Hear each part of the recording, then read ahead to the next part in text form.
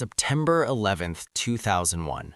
4 planes, 2 towers, 3,000 lives lost, and one question that would haunt America for decades.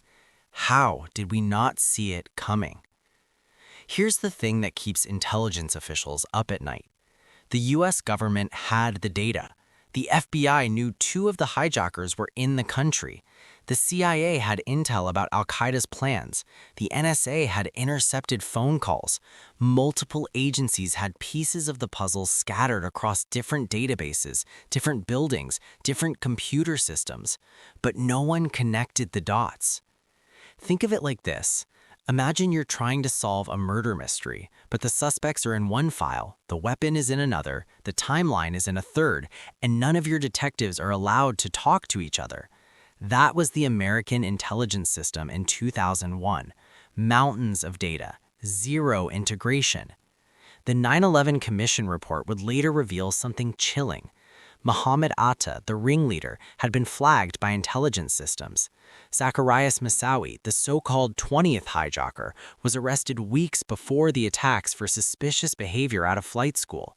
The signs were everywhere, but the systems couldn't talk to each other, and the people operating them buried under so much information they couldn't see the signal through the noise. In the intelligence community, they call this the problem of too much hay and not enough needles. Or worse, too much hay and needles you can't find because you don't even know what you're looking for. Fast forward 20 years. A company you've probably never heard of has built an AI to solve that exact problem. It can see everything, track everyone, connect dots that humans would never connect in a million years. It's used by the CIA, the FBI, the military, police departments, and Fortune 500 companies. The government has become dependent on it, criminals fear it, and most people don't even know it exists. This is Palantir, the most dangerous AI company in the world. And to understand why it's both absolutely necessary and absolutely terrifying, we need to go back to where it all began, in the mind of one of Silicon Valley's most controversial billionaires. Palo Alto, California. While most tech entrepreneurs were building social networks and photo-sharing apps, Peter Thiel had a different vision. He wanted to build something that would prevent another 9/11. But who is Peter Thiel? German immigrant parents, Stanford philosophy degree, chess prodigy, and by 2002, a very wealthy man. Thiel had co-founded PayPal and sold it to eBay for $1.5 billion. Most people would retire to a beach somewhere. Thiel started thinking about existential threats. Here's what made Thiel different. He wasn't your typical Silicon Valley optimist who believed technology would automatically make the world better. He'd studied philosophy under René Girard at Stanford, a scholar obsessed with violence, conflict, and civilizational collapse. Thiel believed that bad actors would always exist, and the only way to stop them was with superior intelligence. At PayPal, Thiel's team had built something remarkable, fraud detection software that could identify criminal patterns in millions of transactions. It could spot a stolen credit card being used across 3 continents faster than any human analyst. It connected the dots. And then Thiel had a thought. What if we took this same technology and applied it to national security? What if we built a system that could do for intelligence what PayPal did for fraud? Enter his co-founders. Alexkarp, a philosophy PhD who'd spent years studying social theory in Frankfurt, Germany. Long hair, eccentric, deliberately weird. Karp would jog through war zones and do Tai Chi in the office. He once said, "I didn't want to be around Silicon Valley types. They make me uncomfortable." And Joe Lonsdale, at 21, he was the youngest of the founding team, a Stanford engineer who'd worked at PayPal and was hungry to prove himself. Lonsdale was the operational muscle, the guy who'd actually build what Thiel imagined. The story goes that these 3 men gathered in Thiel's Palo Alto apartment with a whiteboard and a question: could software prevent the next 9/11? They called it Palantir, named after the seeing stones in Lord of the Rings, magical orbs that could see across vast distances and reveal hidden truths. Subtle, right? But here's what most people don't know. Palantir wasn't just some startup with a dream. From day one, it was designed as a weapon, not metaphorically, literally, a digital weapon for the state. The pitch was simple but radical. Build a platform that could integrate every database, every source, every piece of information, FBI files, CIA intelligence, financial records, social media, satellite imagery, phone records, and make them searchable, analyzable, and understandable. Imagine Google, but for finding terrorists or criminals, or really anyone. The technical term is data integration and analytics platform. The simpler term, a digital God's eye view. But there was a problem. This was 2003. The tech didn't really exist yet. Machine learning was primitive. Big data was barely a concept. And the government, especially post 9/11, was desperate but skeptical. Thiel and his team needed credibility. They needed funding, and they needed access to the most secret agencies in America. So they did something extraordinary.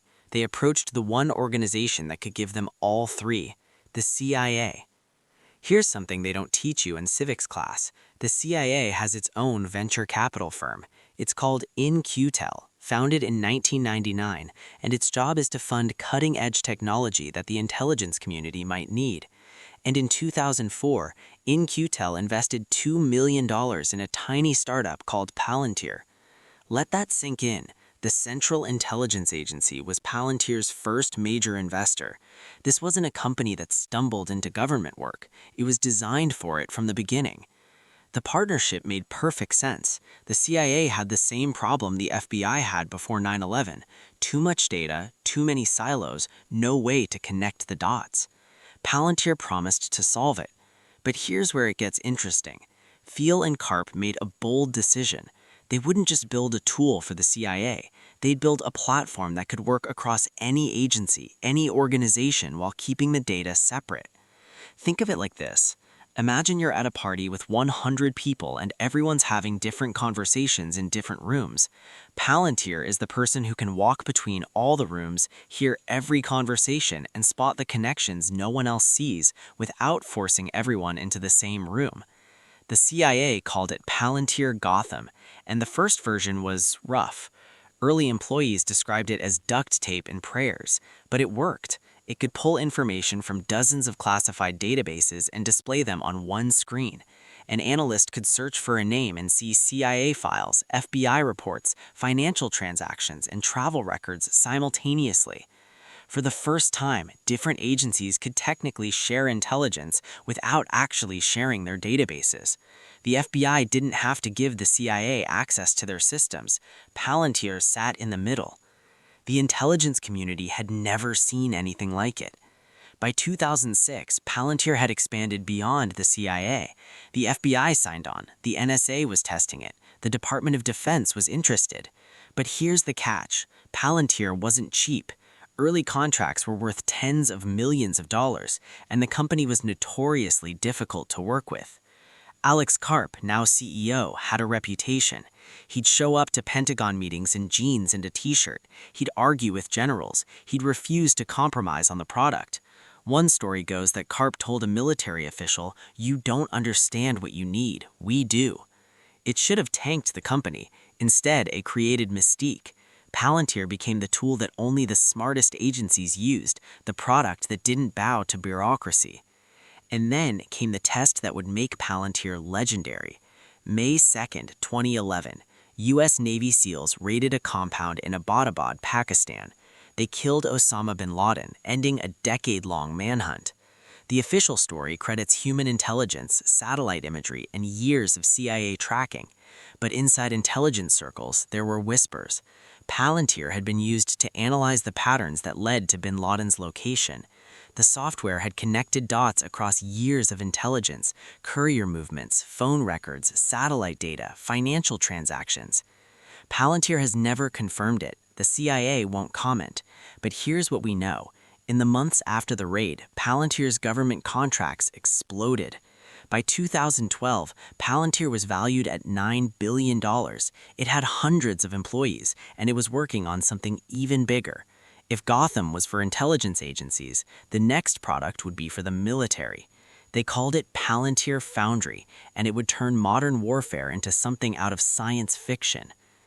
Afghanistan, 2010. American soldiers on patrol faced an impossible problem. Every dirt road could hide an IED, every civilian could be an informant, every village had a network of Taliban sympathizers, but which ones?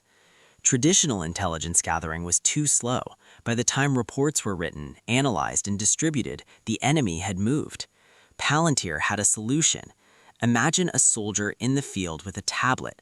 On that tablet, a live map showing every known insurgent in the area, recent IED attacks, patterns of suspicious activity, cell phone metadata, financial transactions linked to Taliban accounts, and drone footage all updated in real time.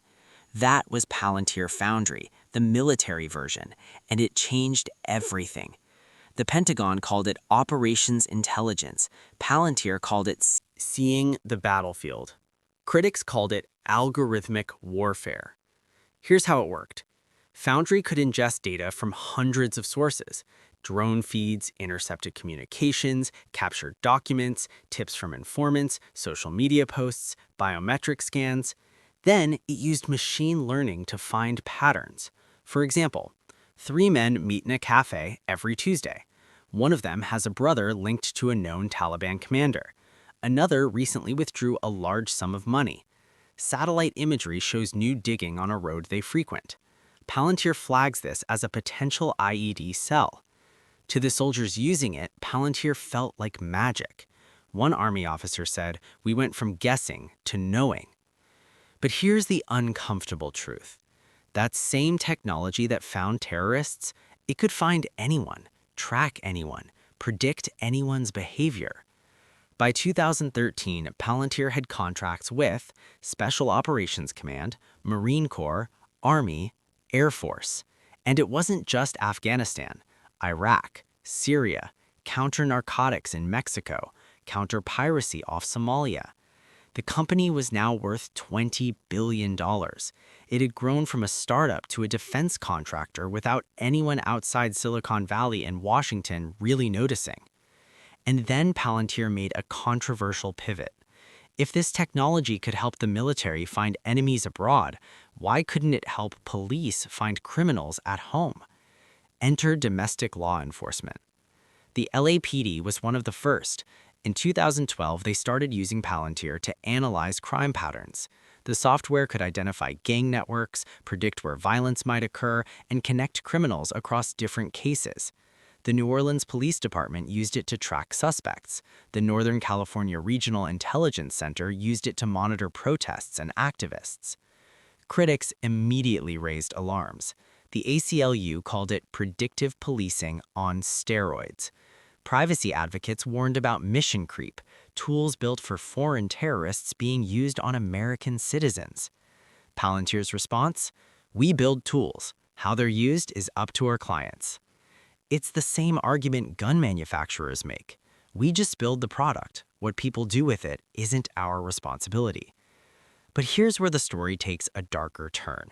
Because by 2014, Palantir wasn't just working with the military and police. It was signing contracts with companies. And that's when things got really concerning. Palantir launches a new division, Palantir for Enterprise. The pitch? The same tools that catch terrorists can help corporations stop fraud, predict customer behavior, optimize supply chains, identify insider threats, track employees. And corporations lined up. JP Morgan Chase used it to detect financial crime. American Express used it for fraud detection. Coca-Cola used it for delivery routes. Hershey used it for supply chain management. Sounds harmless, right? Maybe even beneficial. But then came the scandals. Reports surfaced that Palantir was working with Immigration and Customs Enforcement, ICE, specifically helping ICE track and deport undocumented immigrants. Here's what made it controversial. Palantir had built a system called Falcon, short for Find and Locate Criminals on Networks. It could combine data from visa applications, border crossings, financial transactions, workplace records, even social media to build profiles of undocumented immigrants and their networks. ICE used it to plan raids, to target specific communities, to separate families. Palantir employees revolted. Hundreds signed petitions demanding the company end the ICE contract. Some quit.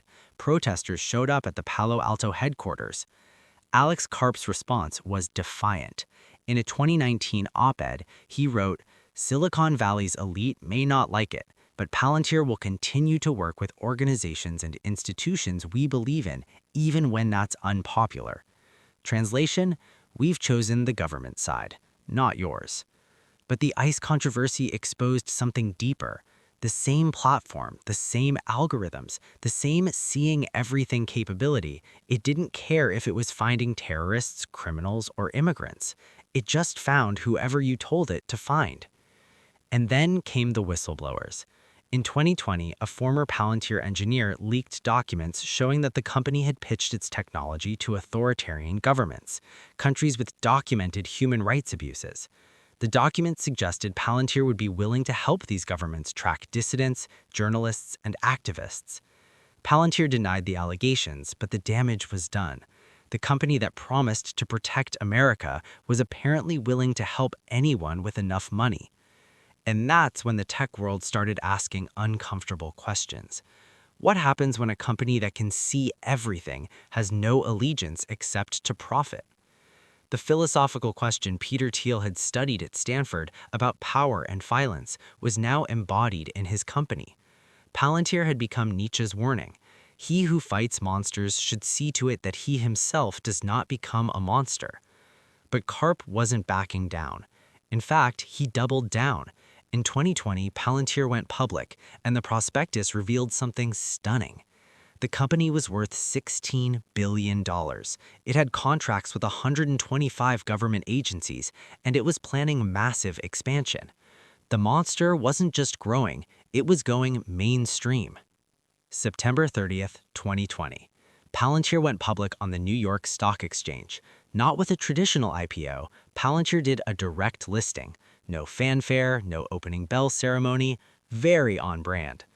The S-1 filing, the document companies file to go public, was unlike anything Wall Street had seen. Most companies promise profits and growth. Palantir's filing read like a manifesto.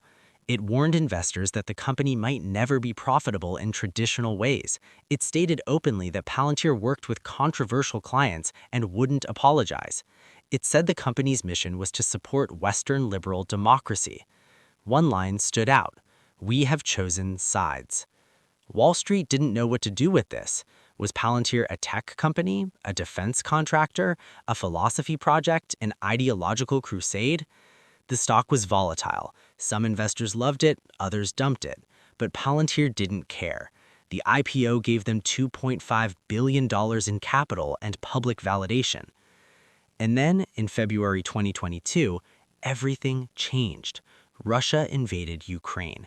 Within days, Palantir deployed to Ukraine. The company sent engineers to Kiev. They set up Palantir Foundry to help Ukrainian forces track Russian troop movements, coordinate defenses, and analyze battlefield data in real time.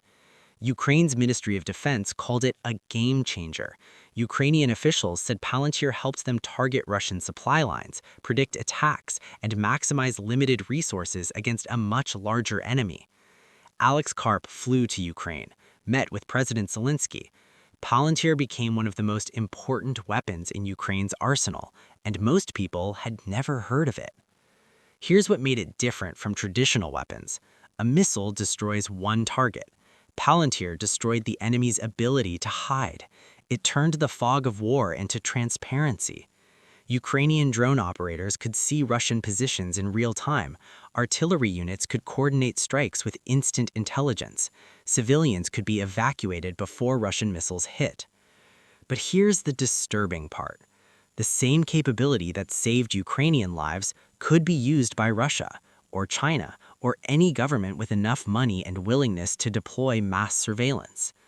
By 2023, Palantir's valuation had grown to $45 billion. The company had proven something terrifying. Algorithmic warfare works. Software can change the outcome of wars. Alexkarp gave speeches warning that AI would determine which nations survive the 21st century. He said, "The West is asleep while our adversaries are building digital weapons." And Palantir positioned itself as the arsenal. But critics pointed out the obvious irony. Palantir, a private company, now had the most battlefield intelligence capability than most countries. It was de facto a fourth branch of the military, except it answered to shareholders, not voters. In 2024, Palantir's government revenue hit $1.2 billion. Its commercial revenue topped $800 million. It had partnerships with the U.S. Army, Air Force, Navy, Space Force, and intelligence agencies. It was working on AI-powered autonomous systems, drone swarms, predictive targeting, cyber warfare tools. The company that started as a 9/11 response had become exactly what it was designed to fight, a vastly powerful entity operating in shadows with minimal oversight. And here's the kicker. Most people still don't know what Palantir is. It doesn't advertise, it doesn't have a public-facing product, it operates through contracts and backroom deals. But it sees everything, knows everything, and increasingly decides everything. Which brings us to the final question, the one that should keep everyone up at night. What happens when the company that can see everything becomes too powerful to stop? So here we are, 2025. Palantir is embedded in government agencies worldwide. It's tracking criminals, terrorists, immigrants, dissidents, and citizens. It's running military operations. It's analyzing corporate data. And it's building AI systems that will make today's capabilities look quaint. Let me ask you some questions. Who watches the watchers? Palantir has access to some of the most sensitive data on Earth. But who audits Palantir? Who ensures they aren't abusing that access? The company is famously secretive. Even its government clients don't fully understand how the algorithms work. Remember when we talked about the intelligence failures before 9/11, the lack of oversight and communication? Now imagine one company with access to everything. If Palantir is compromised by hackers, by insiders, by foreign governments, the damage would be catastrophic. Here's another question. Is privacy dead? Palantir's entire value proposition is connecting data that was never meant to be connected. Your financial records, your travel history, your social media posts, your medical information. Kept separate, they're pieces of a puzzle. Together, they're a complete portrait of your life. And the technology is only getting better. Facial recognition, voice analysis, behavioral prediction, AI-powered pattern recognition that can identify you by the way you walk. We're not in a surveillance state, we're in something worse, a surveillance marketplace, where the highest bidder can see everything about anyone. Third question, what happens when corporations have government-level power? Palantir is a private company. It has no democratic accountability. It doesn't have to respond to freedom of information requests. It doesn't answer to voters. It answers to shareholders and contracts. Yet it has more capability than most intelligence agencies. It can track people better than most governments. And it's selling that capability to whoever can afford it. Peter Thiel's philosophy professor, René Girard, warned about mimetic violence, when rivals copy each other until conflict becomes inevitable. What happens when every nation, every corporation, every police force has Palantir-level surveillance? We're already seeing it. China built its own version called iFlyTech. Russia has its own surveillance platforms. The EU is developing alternatives. We're not preventing an AI arms race, we're in the middle of one. But here's the hardest question. Was Palantir necessary? Would we have caught terrorists without it? Would Ukraine have survived without it? Can you build perfect security without perfect surveillance? I don't have an answer. Neither does anyone else. What I do know is this. Palantir represents a fundamental shift in human history. For the first time, it's technologically possible to track every person, predict every action, and control every outcome. The only question is who has that power and what they do with it. Alexkarp says Palantir is defending Western civilization. Critics say it's destroying the values that civilization was built on: privacy, freedom, the right to be left alone. Maybe they're both right. One thing is certain, the technology isn't going away. It will only get more powerful, more invasive, more everywhere. The company that started as three guys in a Palo Alto apartment trying to prevent another 9/11 has become the thing civil libertarians feared most, an all-seeing eye that never blinks. And the scariest part? This is just the beginning. Because Palantir isn't just building AI that watches, it's building AI that decides, AI that predicts who's a threat, AI that determines who gets investigated, who gets arrested, who gets targeted. We built Palantir to connect the dots we missed before 9/11. But what happens when the dots it connects are us? That's the question we need to answer before it's too late, before the cure becomes worse than the disease.